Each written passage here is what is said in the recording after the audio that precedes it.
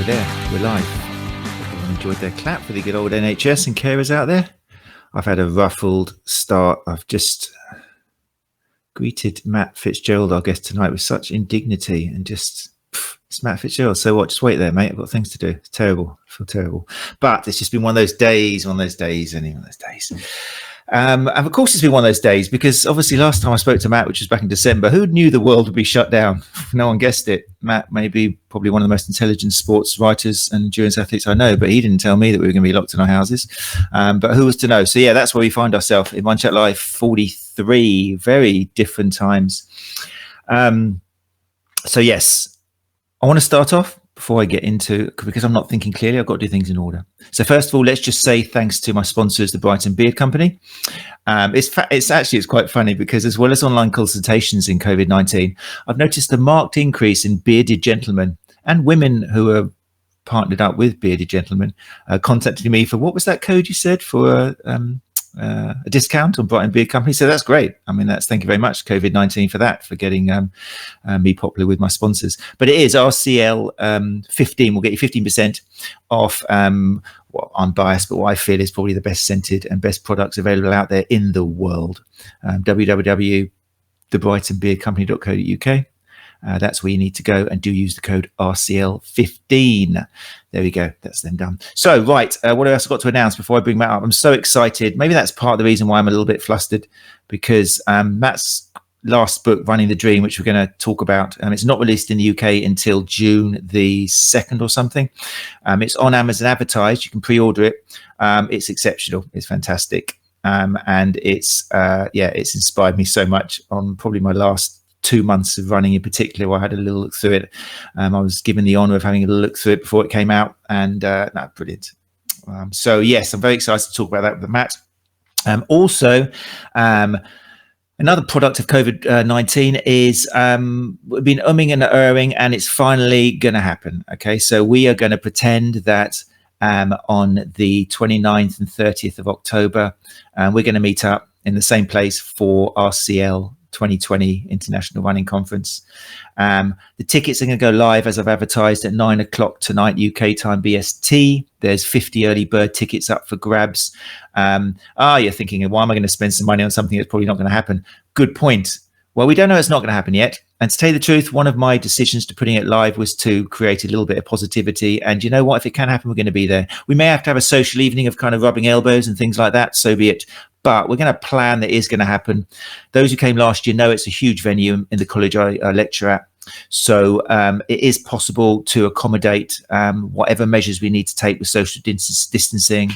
The place is very, very well catered for in terms of hand wipes and all that things, because we've got a working beauty salon there and a massage clinic. So it's all very well equipped to deal with the measures that need to be taken to place, if that need be. If it can't be, if we get a second peak because idiots on the beach are not doing 2 meters, I went down with, that's why I'm flustered. I took my 2 kids out today down the beach thinking we'll have a paddle in the sea because it's beautiful. And at one point, I swear I was surrounded by like something out of The Walking Dead. I don't know what it was, the fauna in Lansing today. And they're all moving towards me. And I just grabbed my 2 kids and said, kids, when you see a gap, we're going to run through it, because people are just already not observing the 2 meters. If you're one of the people in Lansing weren't observing the 2 meters, please do, because otherwise there's going to be a second peak and we're going to be locked down for longer. So that's why I'm flustered, I think. My heart rate's just gone up. So I think that's what it's connected to. So here's just a little bit of a lecture. It's still 2 meters, people. Okay. Embrace the new rules put on by the government, and go down the beach and go in the parks, but still don't give me COVID-19 on my kids, and don't kill people, please. Okay. I'm getting too serious now, but that's what it's about. Anyway, and don't put my conference off. But if the conference does need to be, it can't go face to face. If that happens, if we can't meet up, there will be a virtual version. So anybody who gets the tickets and the early bird prices, you will have the virtual version, including all 10 speakers. And the 2 90-minute speakers will be live, and you'll be able to ask Q&As, and we will provide that. But I'm hoping, touch wood, fingers crossed, it can be Run Chat live and not Run Chat online virtual conference. I don't want to do that. I want to be live. Fingers crossed. Anyway, 9 o'clock, they will go live. All the speakers are announced on there. It's a fantastic lineup. And talking of the speakers, here's one tonight who's going to be there, hopefully, touch wood, we pray. That's true. You've heard it here now. I've been dying to tell you personally, but yeah, Matt Fitzgerald will, God willing, be joining us in Brighton in the UK to give a fantastic talk. And it's off my chest now. I can relax. I hope it comes together. And that's just Matt. When you see the other 9, well, prepare yourselves. Anyway, right. Let me just check if I missed anything else that I need to talk about. Blah, blah, blah, blah, blah. No, I've left him down there long enough. So let's bring up a washed out, flaked out, pretend pro runner. That's his own words, not mine. We'll bring him up now.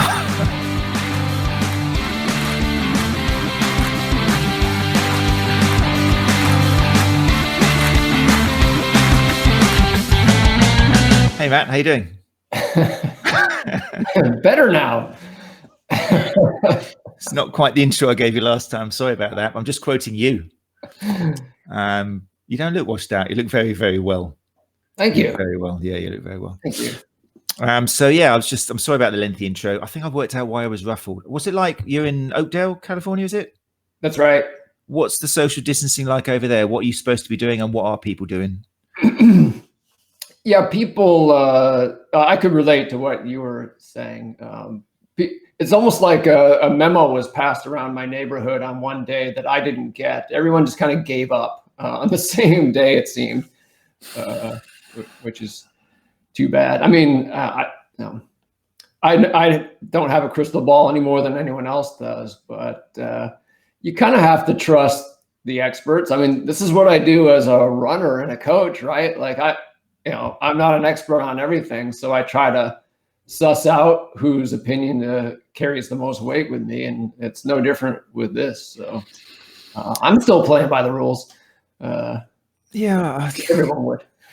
I just don't like being this cynical old man who just, thinks, oh, the general public are idiots, and I've got more faith in the general public. But then I see the people out in the general public, and I think, you know what? I don't know what it is. Maybe they are. I don't know if idiot's the right word, but people just, I don't know.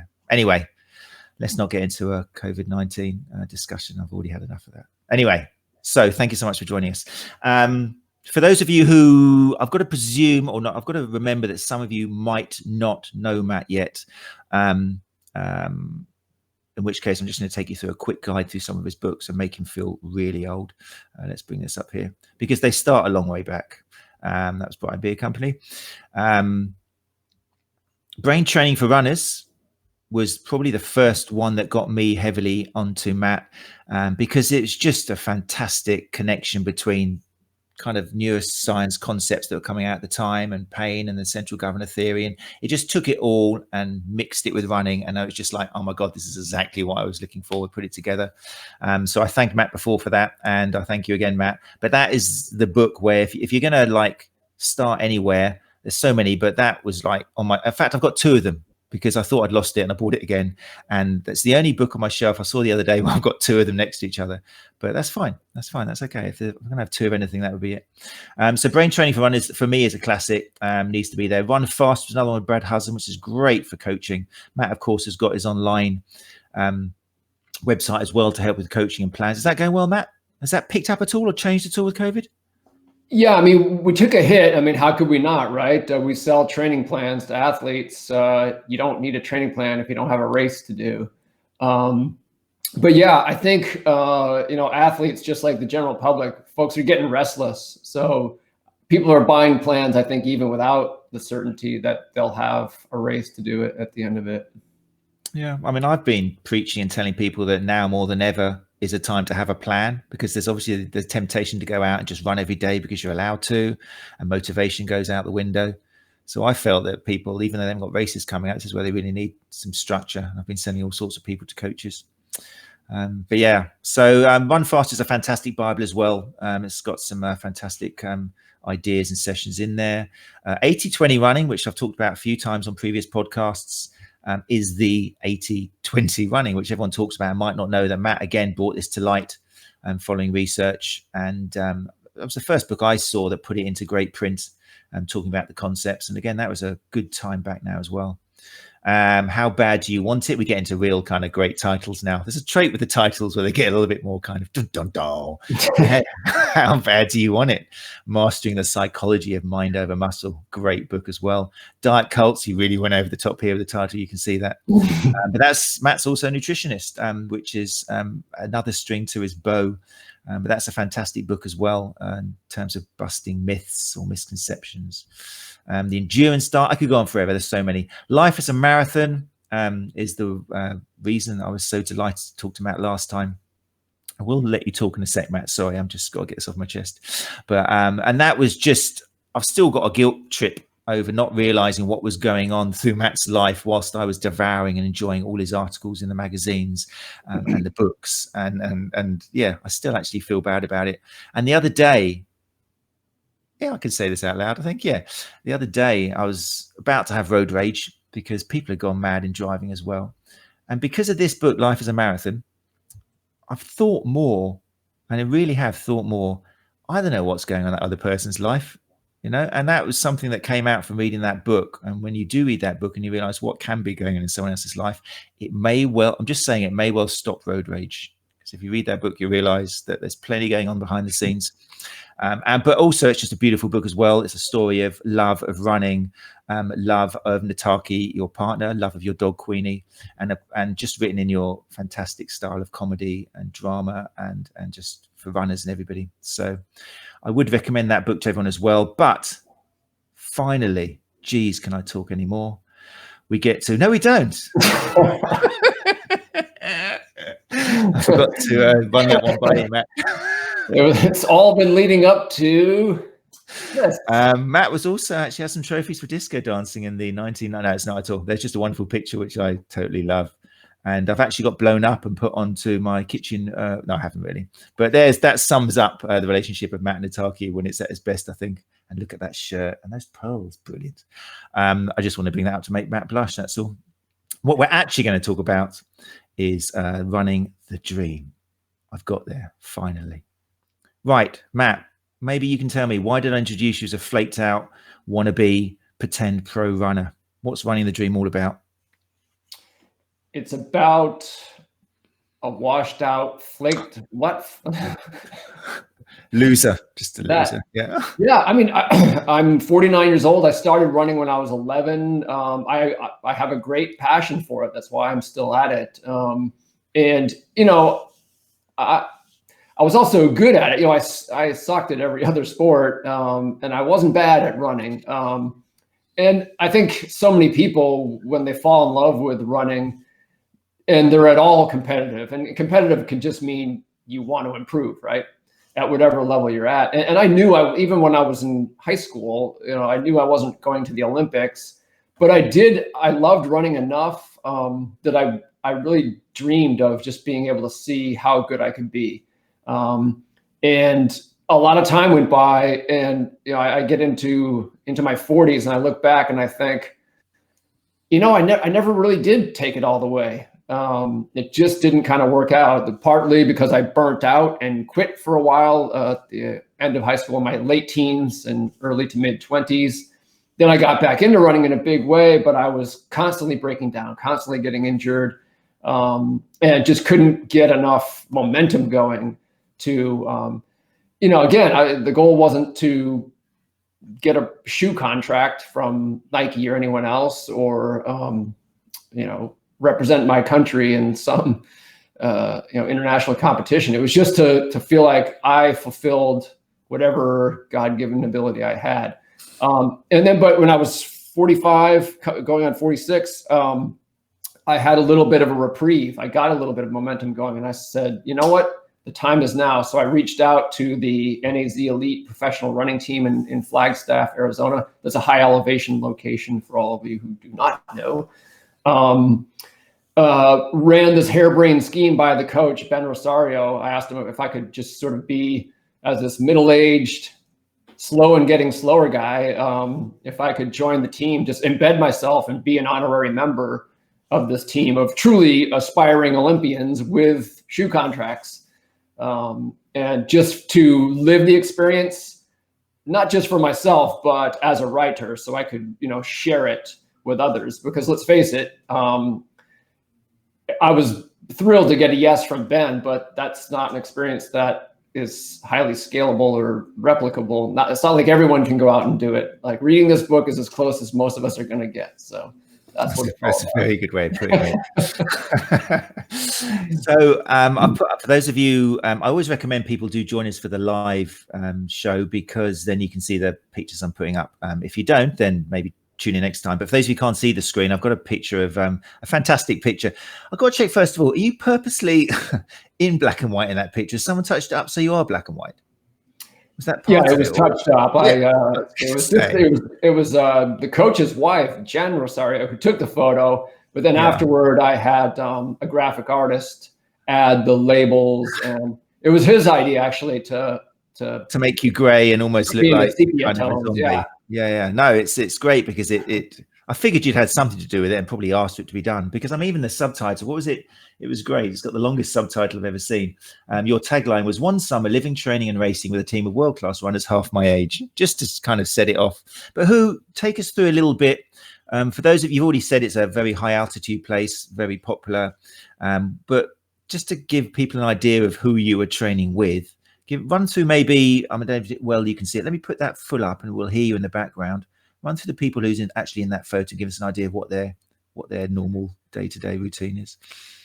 Yeah, so probably the best known runner now, it's arguable, it's a toss-up.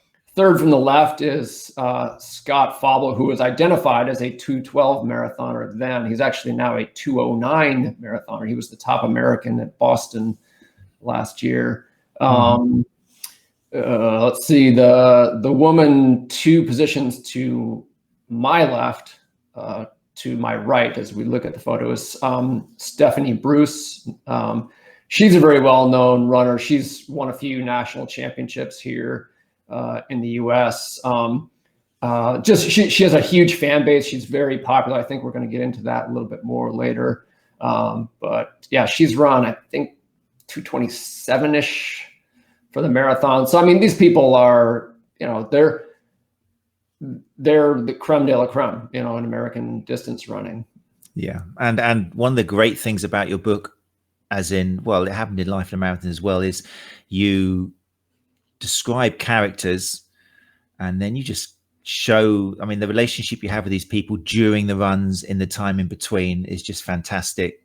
And again, you're humanizing people who are just, according to the stats, are just fantastic runners, incredible athletes, but then you show them in their light when they're relaxing, and the stuff that they come out with is just brilliant.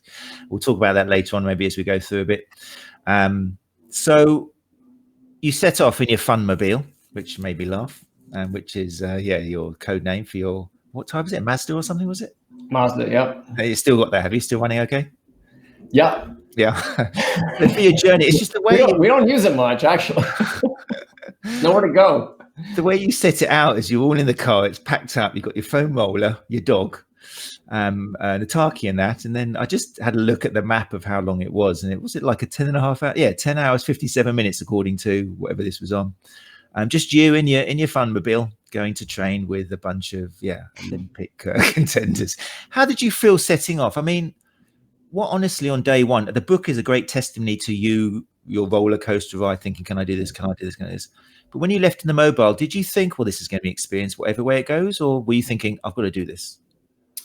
I created this experience as fantasy fulfillment for myself. So there's a line that appears after I've just completed my first run with the team, and Nataki asked how I went, and I tell her, making sure that I can't be overheard, I can't believe I'm getting away with this. And that's pretty much how I felt. Because it's not, I would have been nervous perhaps, or more nervous, if I felt I wasn't going to be in any way competitive with these people, but I was so much older, so much slower, and I'm not slow, but I didn't have to worry about losing, that was already baked in. I was going to be the slowest runner I ever saw for 13 weeks. So there was no, performance anxiety per se. I was worried about just, I guess, surviving, because I mentioned that I am injury prone, and I was definitely going to be training like a pro. But I was mostly just excited. I knew it was going to be the experience of a lifetime. It just, all the details remained to be filled in. I guess the writer in me was a little anxious because I needed to come out of it with a good story. And that remained to be seen, you know. I didn't know. So I almost, I guess, felt challenged more as a writer than as a runner going into it.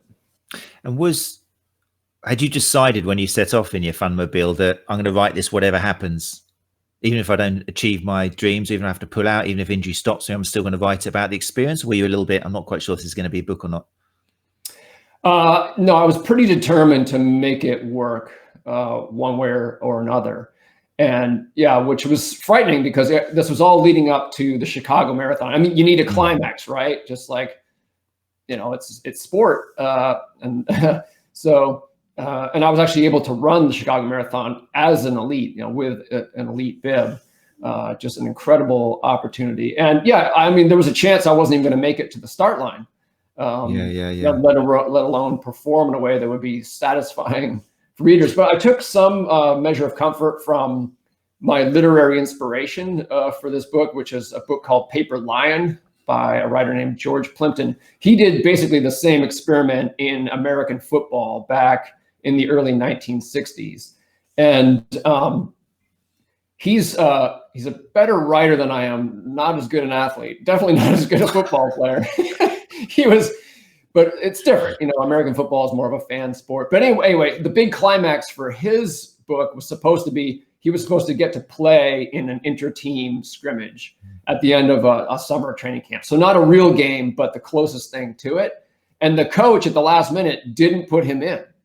So like his big climax just went up in smoke. And I know the writer in him had to be pooping his pants when that happened, but he made it work. The book sold 1 million copies. They made a movie out of it, and he got to play himself in the movie. So that was my thought was, you know what, if he can make it work, even though his big climax was, a come down, Yeah. then I'll find a way.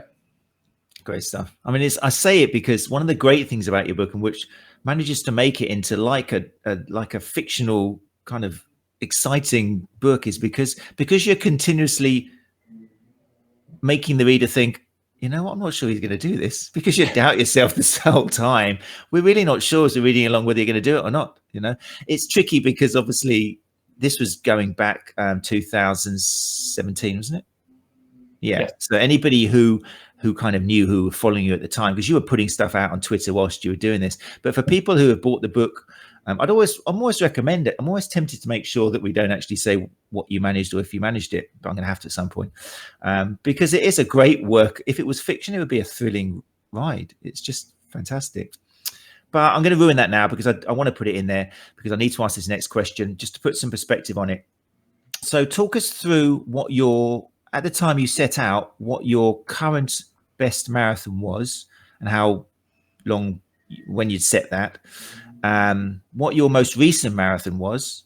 And so in other words, what you were chasing, how many minutes you were going to try and claw back in that time frame. Yeah. So I had run, my best marathon was 2:41. I ran that time at age 37. So 9 years had passed. And in those 9 years, I hadn't come within 8 minutes of that time, and not for lack of trying. I'd run a bunch more marathons, but shortly before I left for Flagstaff I ran a 2:49 and change marathon. So that was the best I'd managed to do since the 2:41. So I lost about 8 minutes in 9 years. But I ran that time, not in the best of circumstances. So I knew that I could improve. And I was definitely going to the right situation to gain some improvement. I had never trained at high altitude before, assuming I responded well. Maybe that could shave a minute or two off that 2:49. My sort of dream time, like my Olympics, was a 2:39 marathon. I wanted to join the sub 2:40 club, and never quite got there. And I'd given up on it.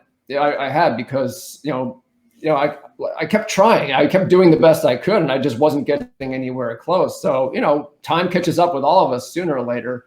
But, I went into Flagstaff because you can't help it. If you're a competitor, if you're just, a passionate athlete, you can't help but be a little bit irrational and think, well, maybe the impossible is possible. Who knows? So, I had a secret fantasy scenario of getting that 239, but honestly, there was a voice in my head who said, like, that's impossible. Like, don't.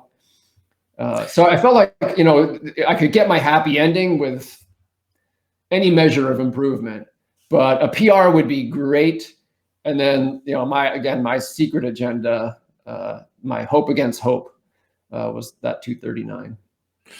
I think it's important to remind people, because I can feel some people watching this now will go, oh, we'd already ran a 247 or whatever it was. And, oh, well, then, I mean, Jesus, of course he could. But we're talking about chopping 9 minutes off 9 years later, and a lot of my, because I'm of that age as well, a lot of runners who I seem to attract are runners who are dealing with being a veteran runner, and that's like 35 plus, and they're seeing their times come down, and they're asking, what could I have to keep doing? And it's very easy for runners to play the age card and just kind of say, you know what, I just got to try kind of dawdle along and see what I can do. But once I'm 35, I've read the research, you got less testosterone, it's not going to happen. So it is actually something quite ridiculous to plan, I'm going to take 9 minutes off 9 years after. It just, especially at that age, it is something ridiculous, just for people wondering. So yeah, that was your goal, but you didn't even like telling the people you were around. Were you in the book? I don't know how long it was until you opened up to you said you wanted 239. Was that because you felt it would jinx it, or were you like embarrassed about telling other people? What was the deal there? Yeah, normally I don't mind, putting myself under pressure, but that just seemed a bridge too far. It really did. It just, honestly. I was really cagey about my goal because everyone was asking, my teammates, the new friends I made in the running community out there. It was the obvious question. It wasn't until, strangely, I did suffer a pretty significant injury about halfway through. And the first time I actually articulated that goal, it was to the coach, Ben Rosario. And it was when it never seemed more insane, because I couldn't even run at that point. I couldn't run a step, let alone PR in the marathon. And I told him, this is what I want. Let's make it happen. Seemed like the best time to say it. Just lay it on the table.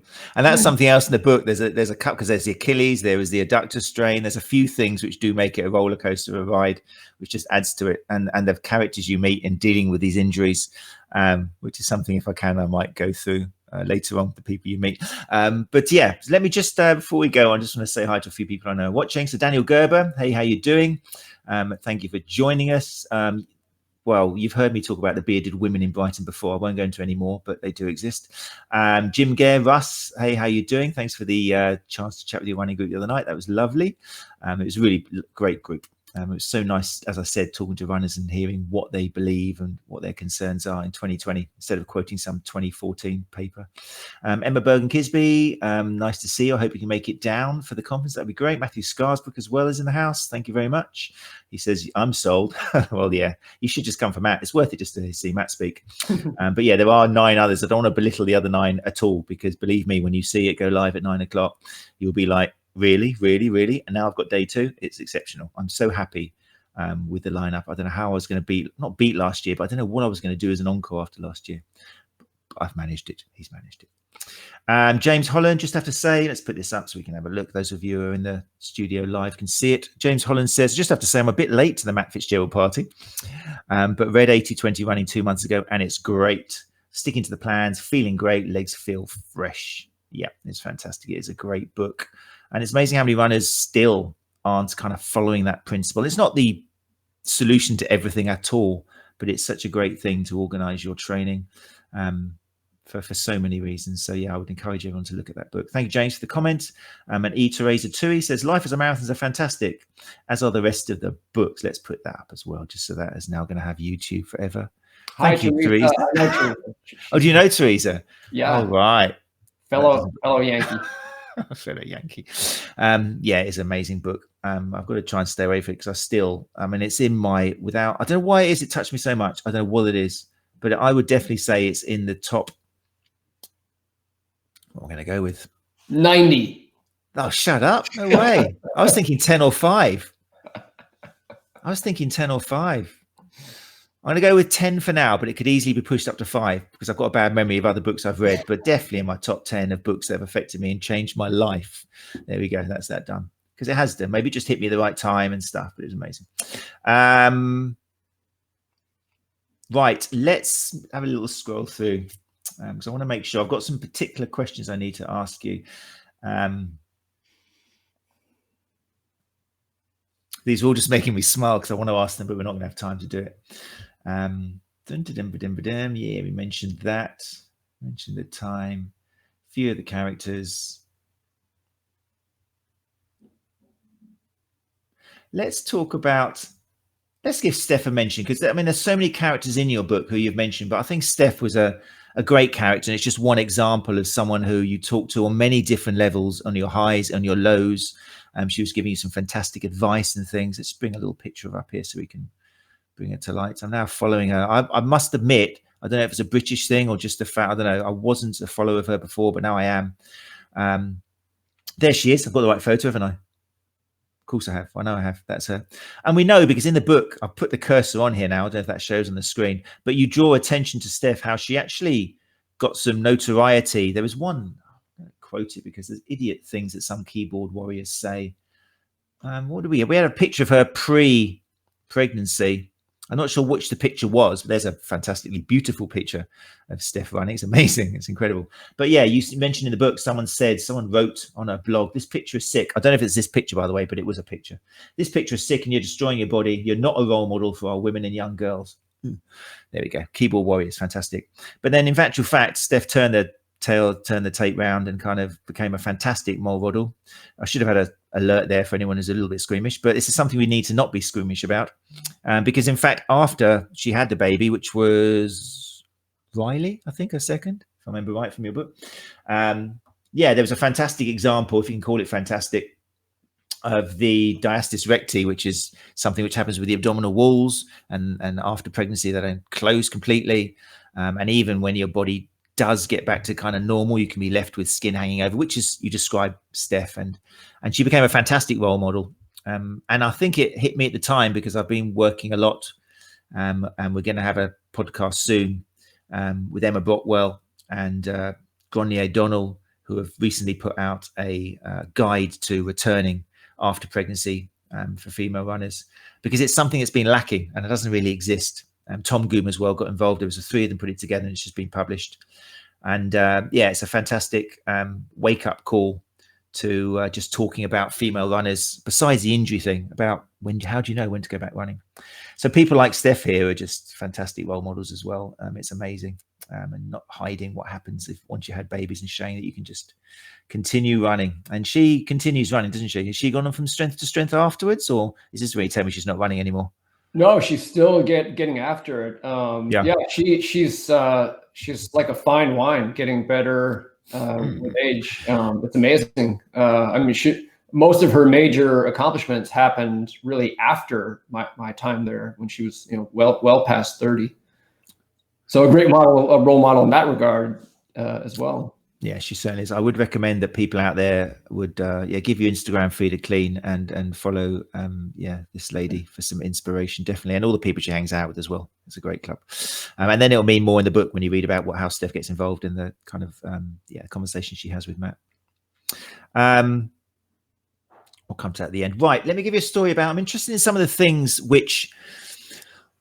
What if you had to put in order? I mean, I want to know what you think helped you achieve it. Yes, he did achieve it. Spoiler alert, he did achieve it. Okay, I've got to say that now because otherwise the rest makes no sense. But you did achieve it, which is incredible enough in itself. And the journey to achieving it is what the read's all about, and it's fantastic, the ups and the downs. But when you look back on it, because there was a few things there which you were changing, you mentioned it in the books, which I might mention soon if you don't. But what were some of the highlights of things which you felt you were doing differently, which allowed you to get this 9 minutes? Yeah, I have this mental image of a pie chart with a different slice in a different color representing each of the contributing factors to the improvement that I experienced there. And even before the marathon, I was experiencing an incredible transformation. You know, I was losing weight. I was just feeling younger. I was experiencing my body. It was almost like I was aging in reverse. And so, you know, I had a lot of time to think about, you know, what is happening to me? Why? And, you know, because there were so many little factors, it's hard to decide, you know, how big to make each slice of that pie. I mean, there was the altitude. There was, you know, I was running on these trails where I live in California, not a lot of good trails to run on. So I was doing all my easy runs on soft surfaces. That helped. You know, coached strength workouts, physiotherapy resources, you know, really good massage therapists, you know, just, you know, making me hurt once a week, every week. You know, not cutting corners with warm-ups and stuff, you know, little stuff like that, you know, because before I even left California, I felt, oh, I'm a knowledgeable, experienced, and very dedicated runner. I'm already pretty much doing things the way the pros do. Well, you know, I was doing things closer to how the pros do than maybe the average runner, but there was still, even with my diet, you know, as you mentioned, I'm a nutritionist. I kind of know what I'm doing with food, but the member of the team that I happened to live with while I was out there, Matt Yano, just, I mean, his diet is just immaculate. And I don't want to overstate that because he has a sweet tooth. That's the thing. You can do that. It's okay. But it was tough to meet his standards for just overall quality of his diet. But I tried. And I think that's part of the reason I lost 9 pounds. So all these little factors. And so those are the ones I might have expected because I had a mental list. You know, I hope to gain a minute off of this and maybe a minute and a half off of that. But I think some of the intangibles also made a huge difference. You know, I was just so happy to be there. Mm-hmm. You know, there's a great quote I love from the great British champion marathoner from ages past, Ian Thompson. He said, when I'm running well, I am happy. And when I'm happy, I'm running well. And I think I benefited from that two-way street. Just the beauty of the environment, the teammates, you know, just, you know, all the stuff that it's hard to, you know, I don't know. It's hard to really explain the same way that you can explain how altitude affects your body. But I think all those psychological, social, even spiritual factors weighed in as well. Yeah. I mean, as somebody who spends a lot of his life trying to put the evidence back into running injury performance, I was cringing a little bit at some of the things which was going on. I mean, the massage, like Monica, was it Monica? Yeah, Monica, I remember from Friends. I mean, it's interesting when people like myself who are looking at things like, oh, it hurts so much, and I just kind of put up with the pain because I wanted to. It's something which we're always saying that you shouldn't kind of allow. Deep tissue therapy doesn't mean you should be biting a bit of wood and putting up with pain. It can make things worse, etc., etc. But of course, everything's in context. And again, when I was talking to, it was in whose book? It was in Alex Hutchinson's book Endure, where he was talking about where some endurance athletes do potentially, there's a theory, it's not research, but putting up with pain doesn't actually increase your pain thresholds when you are on that run and having to overcome the pain. So when you deal with this level of athlete, maybe, who knows, maybe it is. We've got some fantastic, I normally in my presentations quote, it was Paula Radcliffe, who her coach, who had coached many Olympic medals, was said Paula Radcliffe's tolerance for pain was just ridiculous. That she was like, after a rugby player, she was the second. She just demanded that he pummel the hell out of her. And I'm sitting there cringing, thinking, why? There's no evidence in this. It's just nothing. Physiologically, you're not doing anything. You're not changing that person's tissues. It's impossible. However strong we think we are, we can only exert like something like 50 newtons. And to change some tissue, you need something like 8,000 newtons or 7,000 newtons. But it's the psychological thing, isn't it? That's what you were wrapped up in. That's what shines through the book. And that's what we see a lot as well. You know, we see as soon as a world record is broken, whether it's boxing or running, suddenly 3 months later, everyone else is doing it. Tyson gets put down. Suddenly everyone's beating Tyson. You know, it's kind of the 4-minute miles broken. And suddenly, you know, everyone's running 4-minute miles. So And the Kenyans, different nationalities become famous. You know, Kenyans are going out running all the time with fellow Kenyans and stuff. So, I mean, for me personally, and I was reading it, I'm thinking this guy is just the belief, the living it, the everything, plus all the other factors is huge. Like you say, a spiritual thing. But hey, everyone will get their own thing out of it. I was interested in the strength training because I mean, you've made a living out of writing articles on how to become a better endurance athlete and that. Did you seriously not know what an RSLD was, or had you just not seen that code? You must have done a single leg deadlift before. Yeah, no, I hadn't seen that coded description of right, okay, of the exercise. And the thing is, like, this is emblematic of why I improved. You know, unlike many runners, I enjoy strength training. And so you don't have to twist my arm to get me to do it, and, you know, to invest some effort into it. But when you're training all by yourself, you don't have, you know, a real credentialed expert to guide you through the sessions. You don't have teammates to do it with. You get lazy. So, you know, I got into this zone where I didn't want to think up ways to freshen up my strength sessions. I would just go there and do the same damn thing over and over. And so, you know, the body's lazy. Like, it only gets good at exactly what you demand it get good at. And so that's why, you know, when I showed up and did that first, there's lots of self-deprecating humor in the book. There's so much. It's wonderful. And that, you know, it was a humiliation, that first strength workout, because it was shoved in my face just how I'd been slacking and cutting corners, you know, even with something that I felt was sort of one of my advantages, you know, that I actually liked strength training and knew more than nothing about it. But yeah, so, you know, my strength training was just taken to another level while I was there, and it became, you know, another one of those factors. And were you noticing the actual, was it surprising you the strength of certain exercises of the people who are around you then? Did you see what they were lifting as well and doing? Yes. Yeah. For sure. Yeah. I'm thinking of Kellen Taylor. Can you put that photo of Kellen Taylor? Yeah. That was the one which is running with Steph. Yeah. Yeah. She's they got their arms around it. Yeah. So Kellen is a beast. I mean, she was the firefighter. Yeah.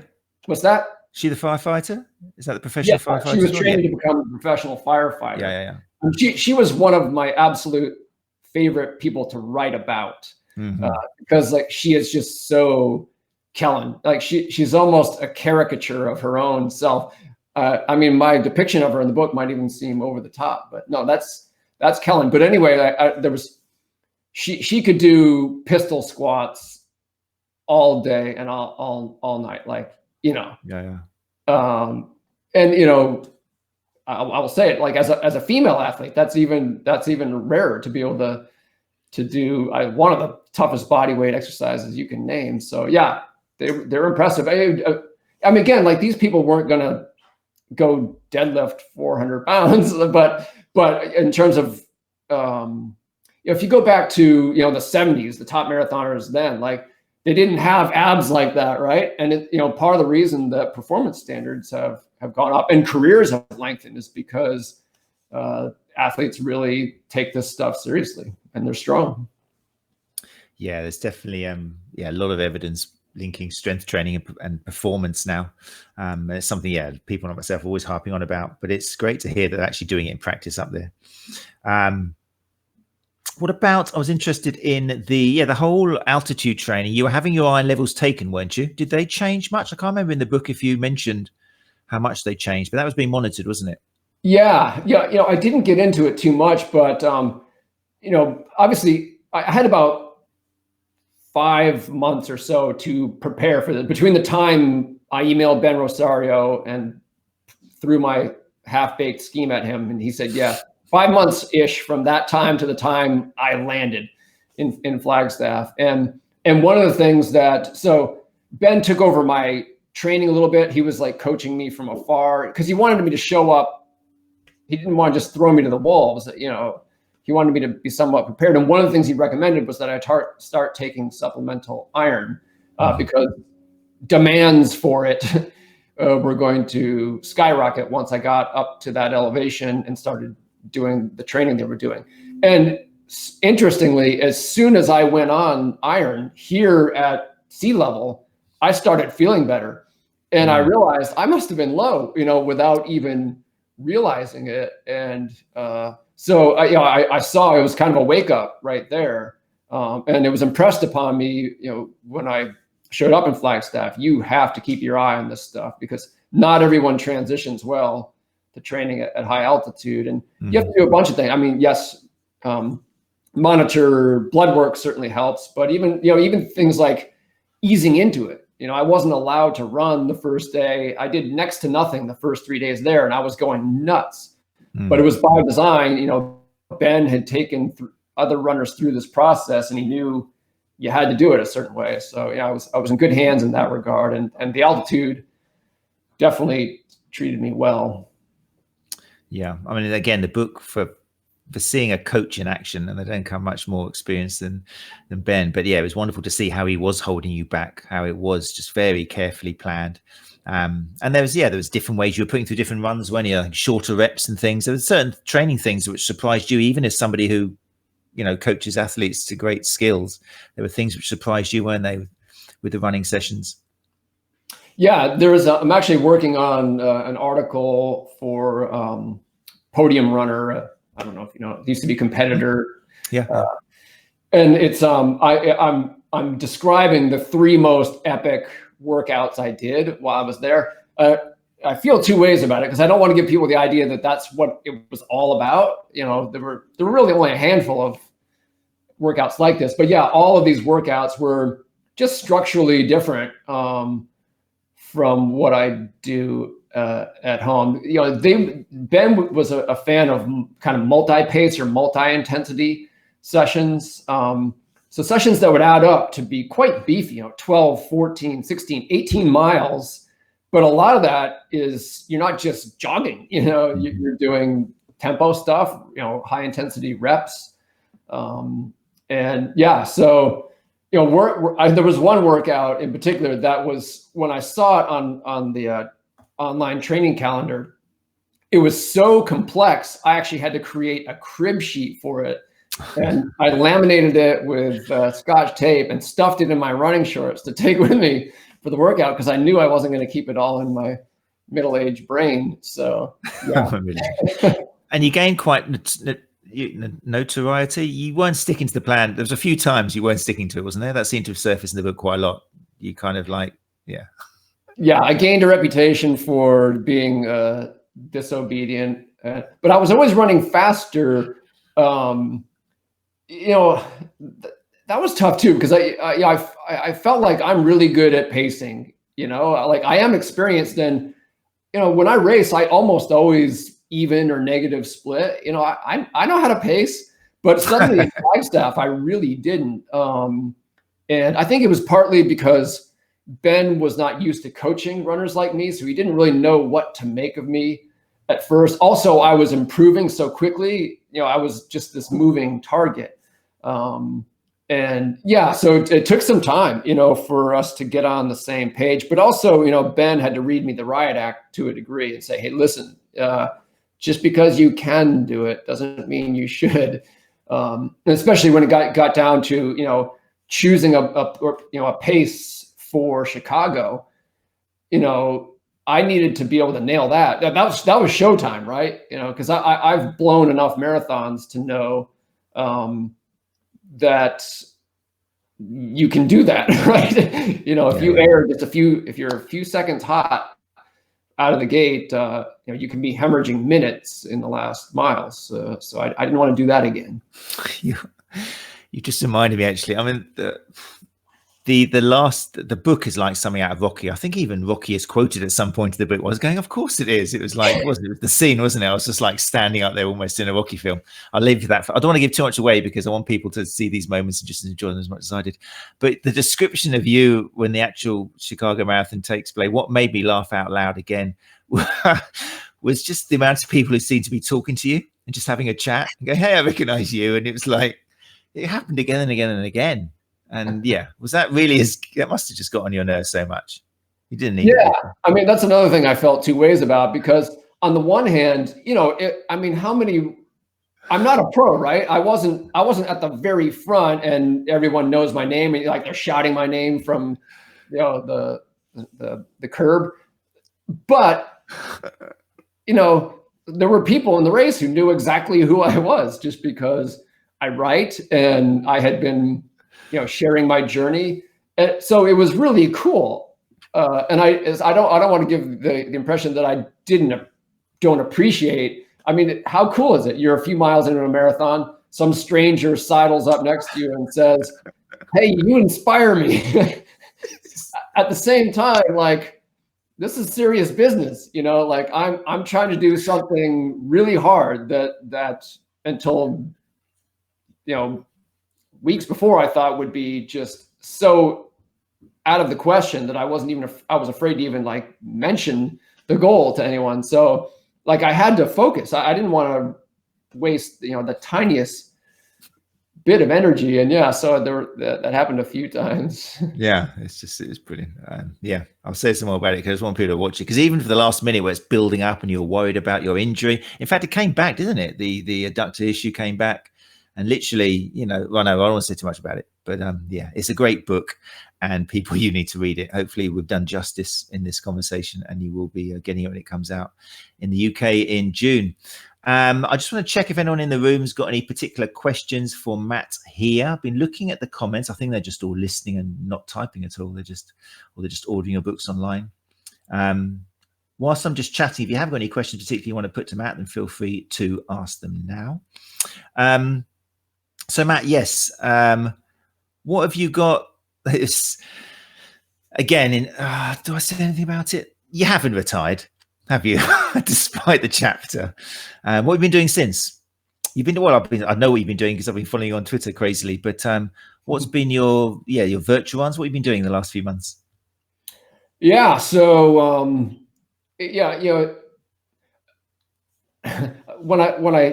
when this whole fake pro runner experience started to wind down, it's good that I went through it at the age I did and not when I was younger, because I had a little more wisdom and perspective, and I knew it would be a mistake to sort of try to keep it going.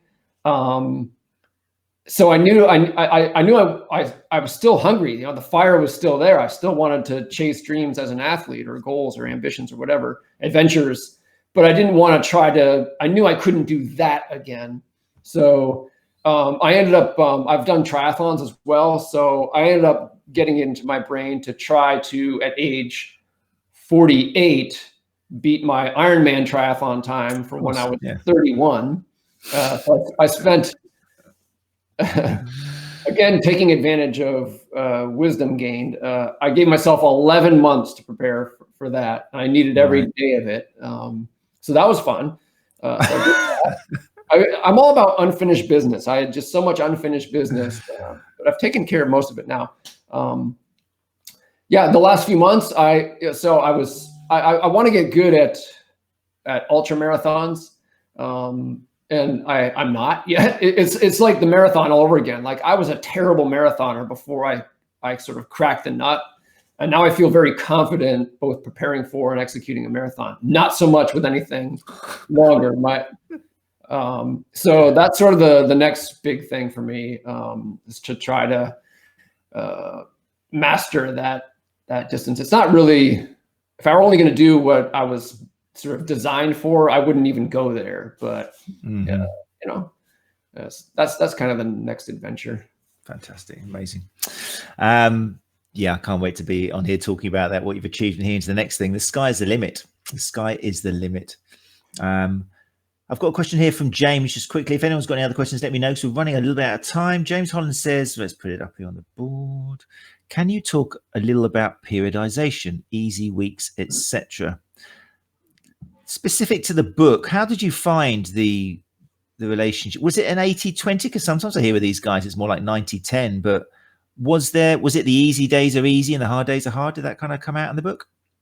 Yeah. I mean, Ben in particular, he believes, and particularly in marathon segments, he believes in doing a lot of work in kind of the moderate range. And it's between critical velocity on the low end, which is the fastest pace you could hold for about 30 minutes, to steady state pace on the slow end, which is about the fastest pace you could sustain for 2 hours. So we did a ton of work in that range. And that range is not low intensity. And for the pros, it's not even slow, not even close. But I found, so you can do more of that than you can do true speed work. So I didn't break it down, and the pros don't even measure it this way, but it was 80-20. I think I actually might have done it for 1 week, just out of curiosity to see how it broke down. It really did, in terms of if you measure by time. Weekly training time in the 3 different intensity buckets. It really was 80-20-ish, even though Ben couldn't have told you that. They worry more about, easy days and hard days and appropriate volume of work on the hard days. And it just sort of works out to 80-20-ish. Yeah, it becomes apparent in the book these people are on another planet. I mean, it's a wonderful thing. It reminds me, I've got it here actually to remind me. It was at the Arizona Snowball, which was a particularly high elevated area you were running in, and there was a conversation with you and Scott. And I think you asked him, I'm quoting here, what's the elevation here? And he said 9,000 feet, 9,000 feet. And you said, excuse me my language, holy shit, that's the least of the language in the book. But yeah, holy shit, what's the rationale for running this high up? And Scott's reply was, it's beautiful. And of course you went, no, I mean, that's the physiological rationale, looking for an explanation, a little bit of conversation. And in your words, you just said, Scott gave me a queer look, as though I'd asked him for the nutritive value of a cheesecake. There is none, he said, it's just beautiful. And I thought that kind of sums up how these people live. I mean, they are, it's just, they don't think about, am I doing 80-20? Should I be just appreciating life, aren't they? It's a crazy thing. Part of what I really enjoyed while I was there is that no one thought of me as an expert on anything. Like, none of them had read any of my books. Seriously. Which I thought was wonderful. Because why would they? Yeah, I guess. Yeah, when you're at that level, it's strange. It's still running, but they're like a different crowd. Yeah. Yeah. And a lot of it doesn't apply. I mean, a lot of it just doesn't apply. It's you're comparing apples and pears, aren't you? But that said, what you're going to be talking about, touch wood, please God, at the Run Chat Live conference, is that you can put into effect some of these things that the elites do with regards to nutrition and the training and stuff. So you must believe therefore there is a lot we can do mimicking these people to reach our goals. Yeah. I mean, from the beginning, my instinct was always, if I want to be the best runner I can be, I want to know what the winners do, how do they prepare? It just makes sense to me. I like science, but scientists aren't good coaches by and large, right? And that's not really where I just sort of knew that. Like you pay attention to the science, but you copy the elites, wisely. And so that's what I've always done. And then, I just believe that it's a conviction. So when I, as a coach and whatever authority, whatever expert who's trying to help other runners improve, that's my shtick as well. I'm like, here's the science, but here's where the rubber meets the road. Do what the pros do. I think everyone should, in a appropriately scaled way, do what the pros do. They actually know what they're doing.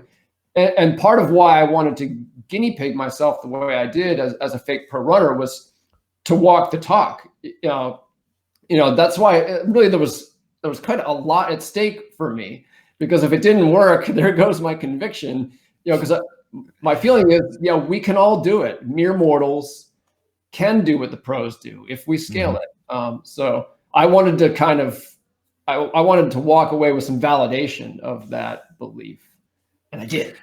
You did. You certainly did. Yeah, you brought it home. Yeah. And I really do hope. I mean, people obviously should be persuaded now. You can't get it yet in the UK, but once June comes along, you can pre-order it now. So go to Amazon and do that. It's a fantastic book, really is. And it's one of those books which, like most of Matt's books, you just find time to read it. It's like, I've got half an hour here. Kids are in bed. Great. Let's have a read of this. Kids are in the bath. Right. Oh, they'll be okay. Fine. They can swim. So it is one of those books where you just want to find out the next chapter, because it's just a cliffhanger of the days before the marathon. And it's just brilliant. So, and then also it's 9:03. So tickets have gone live now for Runchatlive Conference 2020. Geez, I hope it happens. But like I say, if it doesn't happen face to face, then we will put on a virtual show. But let's be positive. Let's imagine that you now do have the chance to see Matt in Brighton, United Kingdom, on the 29th and the 30th of October. Matt, thank you so much for giving up your time once again. You're a total inspiration and a born comedian. I said last time, if it doesn't work out, which I know it will, then it's just stand up all the way. Have you never tried stand up like in California or something? Have you ever been tempted? No, I think I would choke. I think I would. Again, it's a perfect stand up answer. But that would be your hook. That would be the guy standing up there by himself on the stage, looking out with a microphone, going, "I really shouldn't be here, Oh, brilliant. I think you could do it. It seems like. No. Believe me, no. When you are master, especially in Britain, British humor is very much about putting yourself down so everyone loves you. I can't remember who I was listening to some comedians podcast, because I love comedy, and they said that's very different in America. A lot of the comedians are bigging themselves up, and they're kind of strutting around, and I'm the best, and I'm cool, and it's kind of, whereas in England you've got to say, I'm fat, I'm short, I'm old, I'm bald, so what? And then everyone loves you and you crack on with it. So you, my friend, if you're ever looking for some gigs, I'll work it out, in the UK you would go down a storm. Anyway, I don't want to keep you any longer. That's amazing. What I'm going to do, Matt, is I'm going to send you back down to the lobby very, very briefly, as I just say thank you to people. And he's already gone. He disappeared. That was good timing. Right. How did he get kicked out? I didn't do that. I didn't touch anything. Okay, people. Right. Thank you very much for being along. I hope you enjoyed that. It's such an inspirational book, but so's all his stuff. If this has enticed you to get on with Matt Fitzgerald, then Running the Dream is the top of the iceberg for you. You've got a whole catalogue of amazing books there. And remember, life is a marathon. Running the Dream. But if you can, life is a marathon beforehand. Just about what maketh the man that is Matt Fitzgerald. Right, that's it. You guys best get over to Eventbrite now. I will be putting the link up in the Facebook post very shortly. I'm hopefully, touch wood, I pray, that we'll be seeing each other. I'm sure we'll talk before then, but we'll be seeing each other in Brighton in the UK on the 29th and the 30th, which is a Thursday and Friday of October. It's enough time? I think so. Stay safe, and we'll see you. Look out for the podcast coming up. I've still got some fantastic guests. I'm very, very excited. We've got Claire Minshall coming up, I believe, next week. So we really are putting it on thick and furious in COVID-19. Claire Minshall is going to be talking about strength and conditioning for running, the 101s of strength for running. You've heard about it now from Matt. It's a biggie. So Claire is going to tell you exactly, Dr. Claire Minshall is going to tell you exactly how to do it. So make sure you join us next week for that, same time, same place. It's been emotional. I'm in such a better mood than I was when I started. Thank you, Matt. Thank you, everybody. Thank you, Brighton Beer Company. And we'll speak to you very soon. Take care. You're listening to Run Chat Live podcast, putting the evidence back into running injury and performance.